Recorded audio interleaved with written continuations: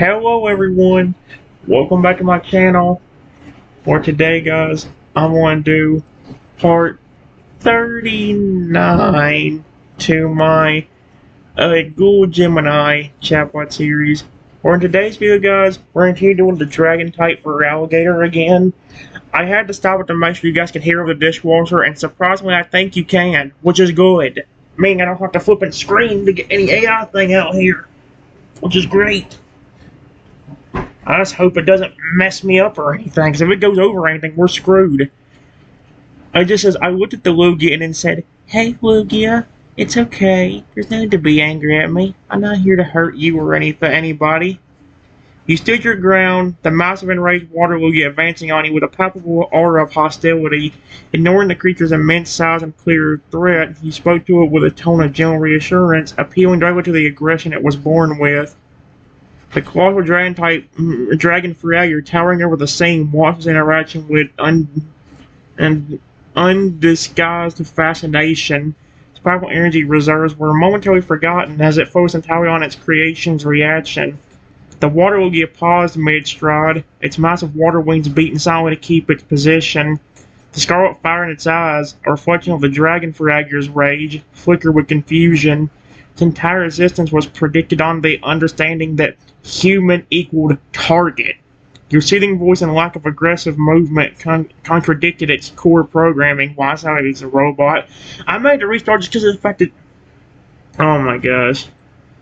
The Lugia let a low hissing sound of agitated, pressurized water, but it did not strike. It merely hovered. Its enormous head tilted slightly, processing your words against the scent of humanity it was meant to despise. "It senses no malice," the giant Feraligatr rumbled from the water. Its voice sounded slightly strained, as if the entire concept was physically taxing. "But it's built of my fury, human. Words are wind. It requires more than empty sound to contradict 1,000 years of programmed hate." I wish it'd say, that sounds like a robot. The water Lugia edged closer, its immense waterhead lowering. It was testing the limits, preparing to intimidate, perhaps to strike. The water that made up its body rippled violently, betraying the conflict in its artificially given soul. Goodness gracious. The water Lugia is confused, but still aggressive. I hope you can hear over whatever that lava thing is about to do next. I said, "Lugia, it's okay, my friend. Please don't attack me. I promise I won't hurt you or anything here. I would never hurt your species."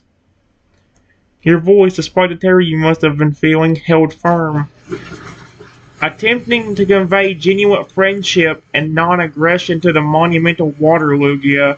You stressed the connection, calling it "my friend," and offering a promise of safety to its species.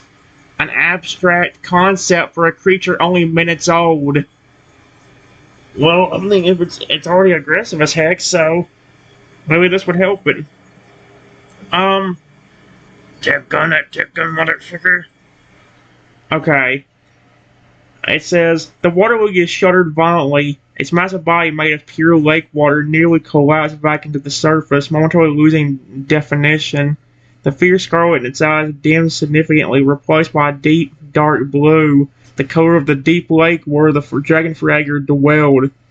It was struggling. The pure, unadulterated hatred imbued into its being by the dragon Feraligatr was being actively contradicted by your simple, sincere promise and peaceful presence. The dragon Feraligatr, watching from the water, let out a deep, guttural sound, a mixture of surprise and profound unease. What is this?" the ancient voice whispered, heavy with shock. "My rage binds it. My power fuels its hatred. Yet it hesitates, and it wavers." The water Lugia, instead of attacking, slowly began to lower itself towards the shore. It did not fully collapse, but rested on the wet earth, its enormous head lowered to the ground near your feet. It still embodied immense power, but the raw aggression had fled, replaced by a confused, painful stillness. It then looked at a massive water wing, and with astonishing gentleness, it noticed a small circular object from the moss near the shore toward your foot. The object was a tiny, pristine white feather. What the? A natural artifact that must have recently dropped from a passing bird. The Lugia looked up at you, the blue-colored eyes still confused, but no longer hostile. The message was clear. It was yielding. offering a small token of peace, contradicting the very purpose of its creation. The dragon Feraligatr was its water creation, a creature it had imbued with its own millennium of justifiable hatred. Reject its programming in favor of your strange, peaceful presence. I wish it wouldn't be a robot. That's what ruined the last one. That one with the flying tactile was going so well until it flipping turned the bird into a robot. If I wanted a robot character, I would make a robotic character.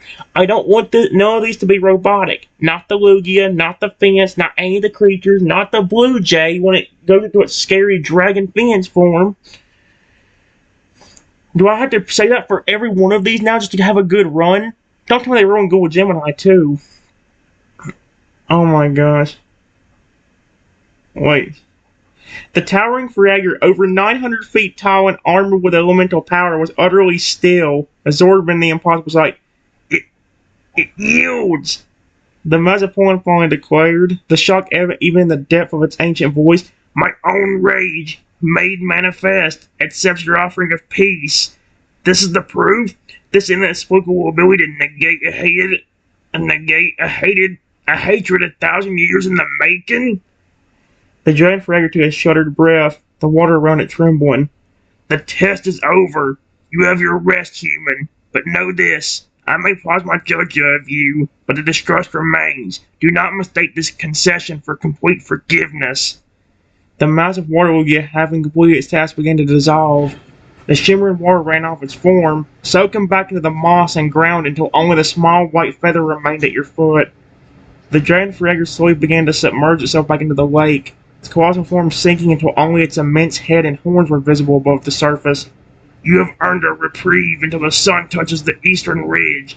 Do not waste it, and do not violate the oath of silence. Now rest, human, and be gone when your time is due. Its eyes, now the size of massive glowing orbs in the lake, remained fixated on you, vigilant and profoundly confused. Give me a moment, guys. I think I have a way to get through to them. Alright, guys, it's not the quietest, but here's what I said. I said, wait, please talk to me. Why do you not trust me? I'm not trying to make you angry by asking, did something happen that made you hate people? I heard you mention something about family. And then as I say this, I just picked up the feather the water Lugia nudged over to me a minute earlier. Your soft question is delivered while you gently picked up the feather. The effortful token of the water Lugia's failed aggression pierced the silence that the dragon Feraligatr had just commanded. The massive head, which was in the slow process of submerging, immediately paused. The creature's eyes, immense and glowing red, focused intensely on the small white object in your hand, a physical remnant of a creation that should have destroyed you. Oh my god, it had to move. Your questions, why did distrust and did something happen, were not an insult to its power, but a direct question to the 1,000-year-old wound that defied its existence. The dragon Feraligatr remained still for a long moment, the deep water swirling around its colossal neck. The silence was broken only by the faint, soft lap of water against its scales. You presume much, human, to ask for the sacred sorrow of this place. The voice rumbled, heavy and low. You have done the impossible. You made my rage yield.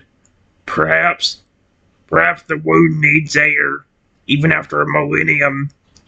It lifted its head slightly higher, ensuring you were listening. Do you see me as I am now? A creature of impossible size and power? Oh, I said, do you? But I was once small. I was once simple. I was once a toad-owl taught that peace was earned by staying quiet and leaving others alone. The red light in its eyes seemed to dim, momentarily replaced by a deep, heartbreaking shade of amber, as if recalling a distant, sunlit memory. I had a family. My mate, my siblings, my parents. This lake was our sanctuary. 4 years after I became the Feraligatr you see now, the creatures of your kind came here. Poachers. The amber light flashed back to a blazing, furious red. The water around its neck surged upward, uncontrolled for a moment before the dragon Feraligatr regained its composure. They used nets and blades and snares. They took them all. Every one. They silenced their cries and dragged them away. I fought, but I was just 7 feet tall then. I was not this god of fury. The creature paused, its voice now laced with deep, corrosive pain, the sound vibrating through the air like a discordant chord. I never saw them again.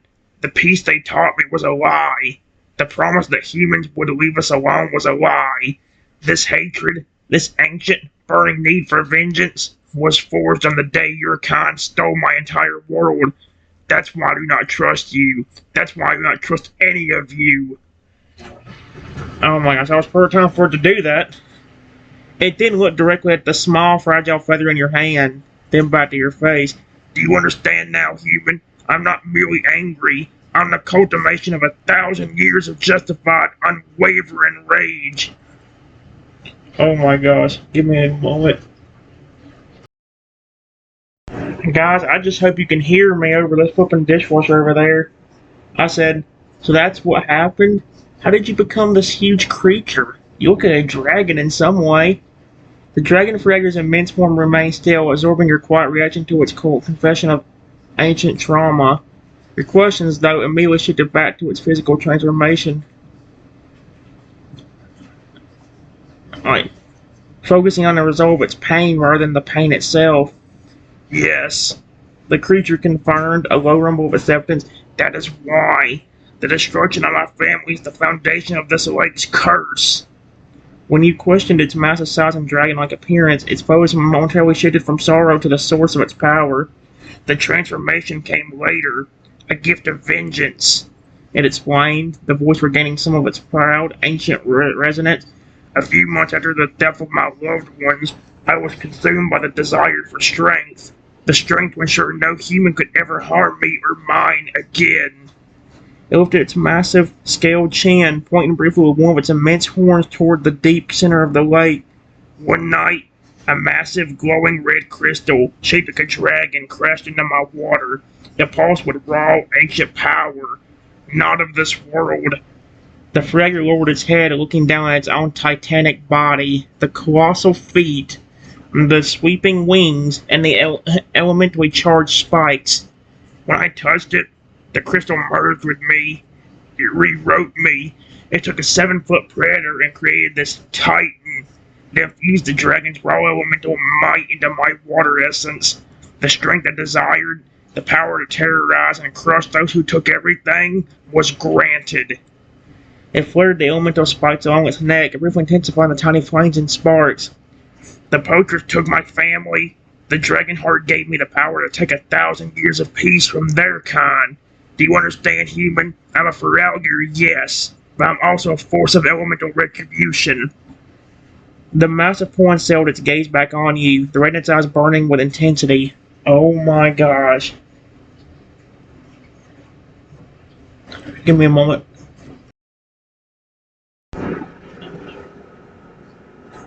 Alright, guys.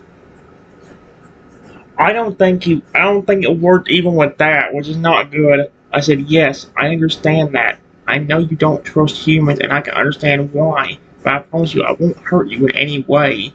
I wasn't trying to defy you by not leaving. Please listen to me for a second. I understand why you're angry, and I'm really sorry about what happened. But you told me your backstory. You told me your backstory just helped me because now I know exactly what you are. I can tell you this confidently now. I will not hurt you. I love Feraligatr so much, and if you really are a dragon now, I can tell you this even more. I love dragons too. The massive dragon Feraligatr remained fixated in the water, processing your passionate words. Your declaration of understanding and your dual affinity for both Feraligatrs and dragons, the two defining components of its being, seemed to momentarily disarm the ancient rage that perpetually simmered within him. Affinity, the word echoed, the sound curious and hesitant, a concept I have found to be meaningless in the face of greed and violence. Yet, you speak the names of my form with what sounds like genuine respect. He watched you intently, still vigilant, but the pressure of his immediate hostility had noticeably lessened. The intensity of the elemental flares along his spine had dimmed to a dull, watchful glow. Your apology for the actions of your ancestors is Noted, he rumbled, the concession hard won, and heavy with bitterness. But apologies do not restore life. They do not rebuild peace. They are only words. The dragon Feraligatr lifted one of his enormous clawed feet from the lake's edge and placed it gently back down, creating only the faintest ripple. It was a gesture of immense restraint. You claim love for what I am. If that's true, then your simple presence here is the greatest threat you pose. For a creature who loves the peace of the lake would respect the terror that preserves it. You risked everything to simply rest. He sailed his immense head lower toward the water, his eyes never leaving you. I have told you the whole truth, human. You know the weight of my fury. You have earned a short moment of safety with your inexplicable power to pacify my creation. Do not test that power further. Show me the love you speak of by respecting my solitude and my secrecy. Keep your oath, human. Be gone by the time the sun peaks the eastern ridge. The ancient poem was giving you a final clear warning. He'd offered a story, but 1,000 years of pain and distrust could not be erased by a single terrifying encounter. Oh, goodness gracious.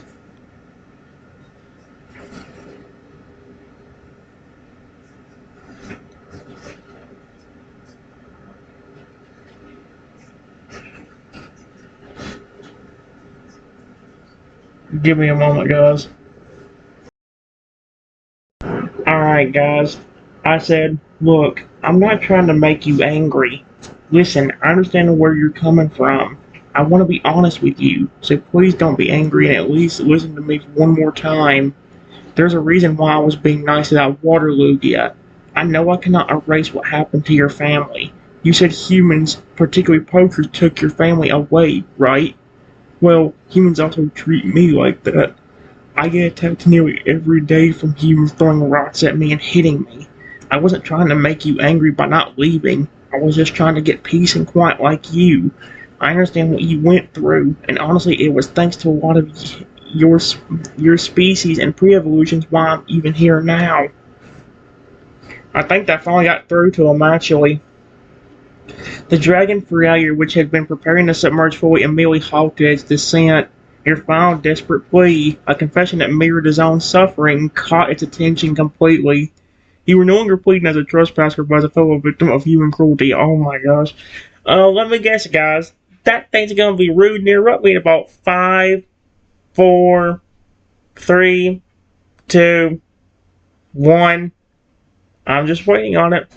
Uh-huh. I was about a second or two off, but I was right. Mm-hmm. I hope this... hold on. He said, humans attack you? The massive voice rumbled, the sheer disbelief warring with the cold, hard evidence of the painful aura he sensed around you. He registered your fear, but now he registered the source of the pain, the repeated malicious actions of others. The great head rose higher from the water, his immense red eyes widening slightly as he processed the gravity of your words. I get attacked nearly every day from humans throwing rocks at me and hitting me. He basically repeated it. Your own kind inflicts the very pain that ignited my millennia of vengeance, he whispered, the sound of low, resonant shock. The species that swore to protect each other turns on its own. He looked at you, the small, fragile human who had disarmed his rage-born creation with simple kindness, and the 1,000-year-old framework of his distrust began to shudder under the weight of the new, terrible information. Then came your final proven statement connecting your survival directly to a species. It was thanks to a lot of your species and pre-evolution why I'm even here now.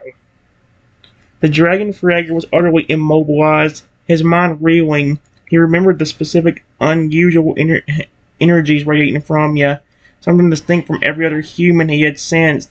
Now the member of the Golden Corona you had befriended, a creature once as angry and distrustful as himself, flashed across his ancient awareness. Oh, crap. You speak a truth that contradicts my every belief. He stated, his voice now devoid of malice, replaced by confusion and a deep, unexpected sympathy. You sought the sanctuary not to take peace, but to find it. The same reason I guarded with the dragon's fury. He slowly and carefully extended his colossal snout forward until it rested gently on the bank, inches from where you stood. The red eyes were now softer, reflecting the turbulent depth of the lake. no longer burning with pure hatred. Tell me, human. Tell me everything. How could a creature of my lineage or any Pokemon become your salvation? Speak the name of the one who trusts you. If your story holds truth, I will retract my demand. You may find the peace you seek.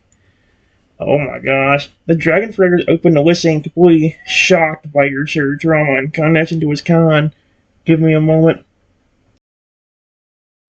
Alright guys, I said there has been a bunch of different creatures that has been nice to me, but your species has been one of the nicest. When I first got my starter Pokemon a few years ago, a jealous kid got angry at me for getting to go into the lab early, and he turned me into a tiny dinosaur, a Carnotaurus.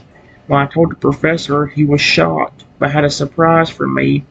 Days later, because he gave me all 3 starters and a baby Lugia. I don't know how he did it, but he managed to make all of them be able to grow and evolve when they need to protect me, and those Pokemon are still with me now. They're at home relaxing. I've also met even more of your species, and all of them have become protective over me. The immense Dragon Fragger listened with absolute unwavering focus. Your voice recounting a tale of transformation, betrayal by a peer, and salvation by Pokemon was unlike any human narrative he had ever encountered. The depth of the information, mentioning a professor, a tiny Carnotaurus, the 3 starters, and a baby Lugia, held a startling ring of specificity and truth that resonated powerfully in the ancient stillness of the lake. You were turned to a creature of scale and claw, hunted by your own species, then protected by Pokemon given you by a scholar. The Dragon Fragger summarized, the voice deep and thoughtful. A Totodile, a Chikorita, a Cyndaquil, and a baby Lugia. He focused on the final detail, the connection to his own lineage, and your mention of my species. You say they are protective of you. He then fixated his gaze on you with profound intensity, seeking confirmation of the most crucial recent bond you had formed. It is another deeper story connection to his kind. There is one more, is there not? One whose rage was once absolute. A Fragger whose hatred matched mine, yet who now protects you. I sense that kinship in your aura, clearer than the others you mentioned. Tell me of the Golden Crocodile. Tell me the one who was a rage-filled Feraligatr, who cherished the memory of his innocent self. Dragon Fragger was testing your honesty now, pushing for the specific detail that his ancient, powerful perception was sensing deep within your memory. If you know this story, you speak of the Golden Crocodile, then perhaps your peace is not a lie, and my judgment has erred for the first time in 1,000 years. He waited, colossal and still, a fate of your presence resting on the memory of the enraged Fragger who became your friend. Give me a moment.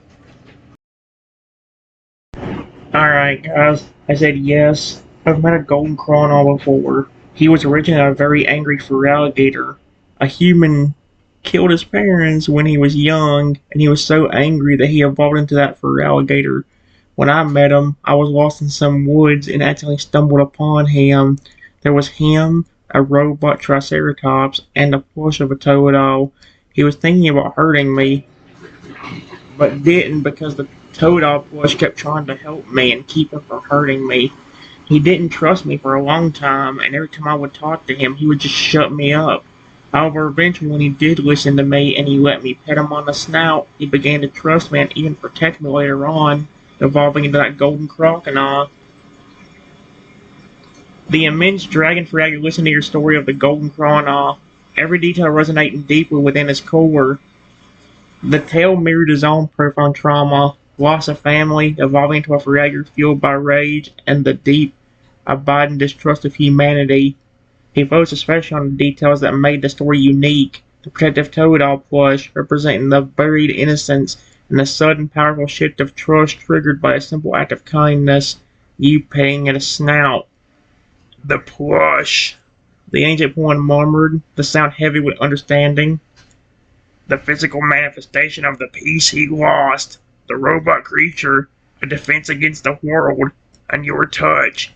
It broke the siege of his hatred.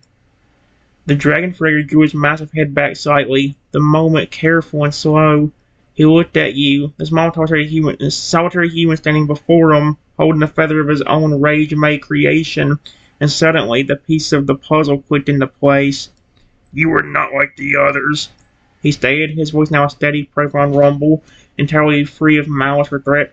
You carry the scars of your kind's cruelty, and you possess the unique and inexplicable ability to heal the wounds of mine. The golden crocodile, the toadal starter, the baby Lugia. You are an coverage of impossibilities. He looked down at his own colossal form, then back at the feather in your hand, then out at the peaceful surface of the lake, which had been his prison of vengeance for 1,000 years. You sought sanctuary. You found a place that justified hatred, but you proved that hatred can be momentarily undone. The dragon slowly began to settle his immense weight back down to the lake, submerging his vast body. The elemental flames in his spikes died down completely, leaving only the dark, wet sheen of his scales. Only his massive head and sweeping horns remained above the surface, his gaze now one of weary acceptance, not hostility. You may have your rest, human, he declared, the finale still present, but the tone completely altered. I retract my demand for your immediate departure. You are not a trespasser. You are a fellow weary soul seeking peace from the cruelties of the world. He held his position on a monumental, watchful statue in the center of the lake. My distrust is a foundation of 1,000 years, and will not crumble quickly, but for this day, you are safe here.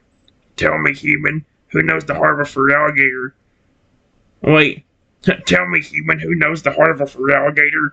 Or would you find your rest now? As it said, did your trust and grant you sanctuary? Oh, okay, give me a moment. Alright, guys. It says, there's nowhere I can easily go. I came here only to relax from exercising, but I can already tell you what's going to happen if I try leaving. People are going to hurt me again. I also know you've been hurt by humans because of what you told me.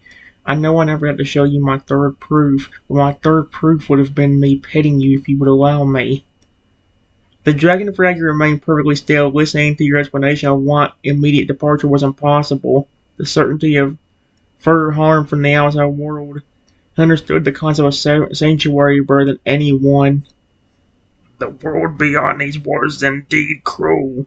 You have proven you were hunted, not the hunter. The causal voice acknowledged, a low, sorrowful resonance echoing across the lake. If leaving means exchanging one moment of peace for immediate pain, then stay. This place is guarded for the innocent. Your sanctuary is granted. There we go.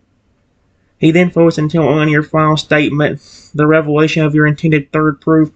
Your third proof was to pet me? He rumbled, the sheer audacity of the idea of making his colossal head shift slightly. To place your hand upon the scales of the creature who was born of fear and armed by vengeance? That's a vulnerability no human has ever offered, and one I've never accepted.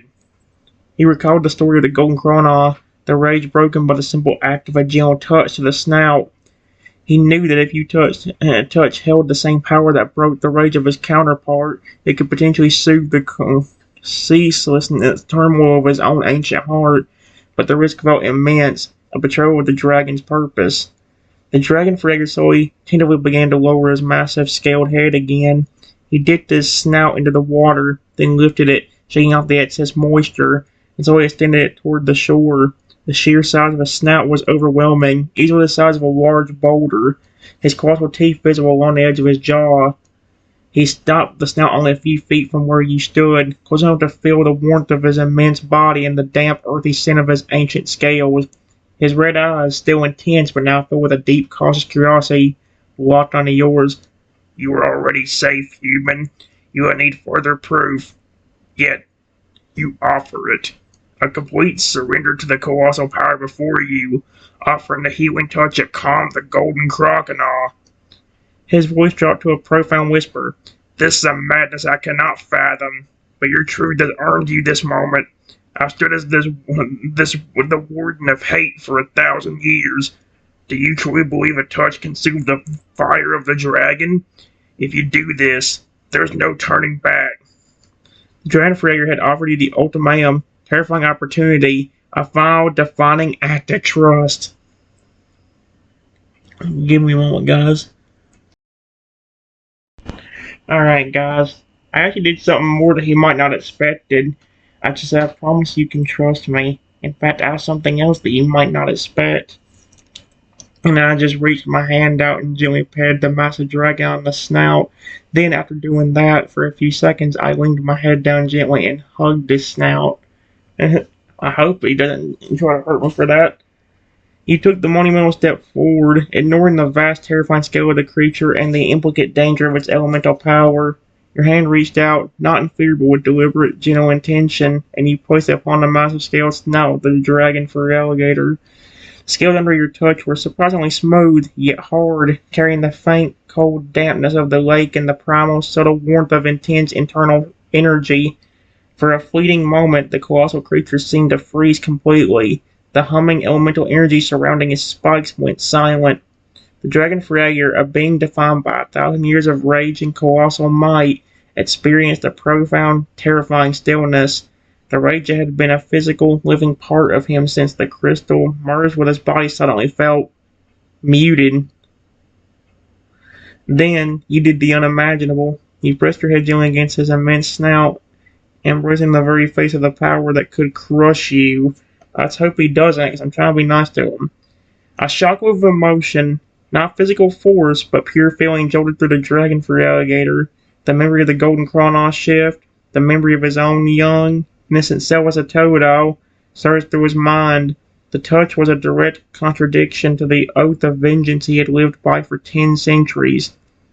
His enormous ruby red eyes squeezed shut, and a low, deep whimper of ancient pain and confused relief escaped his massive throat.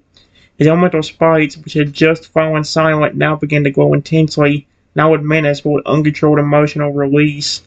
The lake water around him rippled violently, and a fine mist rose from the surface as the crossbow slowly shuddered. He slowly and carefully began to move. His massive neck curved, and he nosed his gigantic snout slightly closer to you, accepting the impossible hug. The truth, the dragon Fragger finally whispered, the voice cracking with raw, unspent emotion. The truth is not always found in strength or fury. It is found in this. He held his position, allowing the peaceful energy of your touch to counteract the millennium of built-up hatred.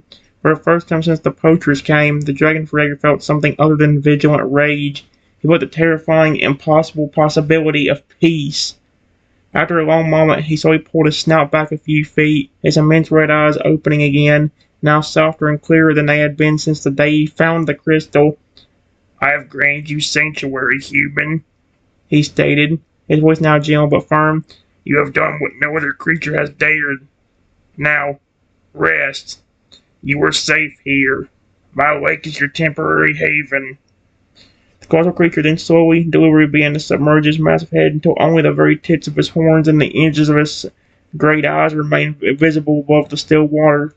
He sailed into the profound depths, silently watching over his newly accepted small companion. Okay? Give me a moment, guys. I was hoping by some miracle this would work. I just said, thank you. I don't know completely how that power of yours works or whatever, or whether the lake itself is alive or not, but if I can make you even more happy, I would love to. And then I say, despite me highly doubting this would work, I step a bit closer to the lake and say, I don't know if this is going to work, but please, lake, if you can understand me, I'm not asking this for any malicious intent. Please, can you somehow bring the souls of all of that Dragon Fragger's family back and bring them back to life as water creatures? I want him to feel peace. Unfortunately, it didn't work like I was hoping it would. It says the vast Dragon Fragger submerged in the deep, ancient water remained utterly motionless as you spoke your wish. Your words directed not just at him, but at the lake itself carried an incredible emotional weight, a plea for the impossible, the restoration of the family that was the source of his eternal grief. That may be a pretty interesting idea to change this one up. Maybe it's not just the power that he has, maybe the lake itself is alive. That would be a pretty interesting twist to the flipping story itself, like the lake can understand you in some way, especially, and like, will actually do that. It'd be neat as heck. The lake is not alive, human. The Dragon Fragger's voice eventually rumbled, low and somber from the depths. Only the consciousness of the dragon crystal within me gives the water life. Even with my power, I cannot conjure a soul that has been lost for 1,000 years. Life is a force even the dragon cannot create from mere water. I understood your intent, your desire to bring him the ultimate peace, but the wound was too deep, and the loss too final.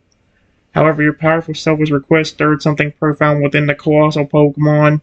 He saw the depth of your empathy, the willingness to risk everything just to heal his pain. After a moment of silence, the Feraligatr began to move. Slowly, intentionally, he channeled his immense water-bending power. But this time, the focus was not on creating a fierce guardian. The water around his submerged head began to glow softly with an amber-red light. The lake's surface right above him began to ripple and churn, not violently, but with a gentle, controlled energy. I cannot bring back their souls, he whispered, his voice tinged with deep sorrow. But I can honor their memory. I can show you what they meant to me. The water surged upward, condensing not into one monstrous form, but into three distinct, beautifully shimmering figures. I see a massive, proud Feraligatr figure, solidly transparent and shimmering with the colors of the lake. His father, a graceful, smaller crocodile figure, delicate in its liquid form.